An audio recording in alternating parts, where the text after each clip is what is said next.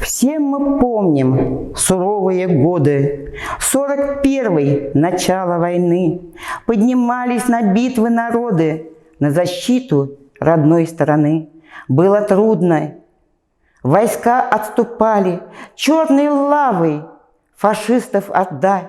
Наши земли давили, топтали и пылали огнем города.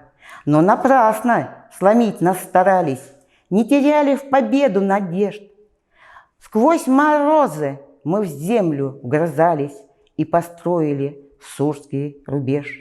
Разгромили врага под Москвою, и в котел их загнал Сталинград.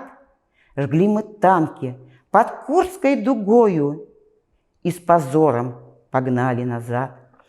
45-й, и вновь над землею гроз весенних раскаты слышны. И домой возвращались герои, победители страшной войны. А как ждали их, а как их встречали, сколько радости, сколько надежд. Пол Европы прошли, прошагали, перешагнули последний рубеж.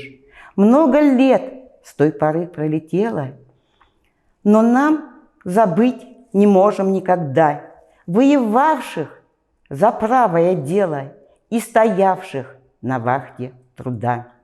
И в бессмертном полку вместе с нами те герои незримо пройдут, маршируя в военном параде, а для них расцветает салют.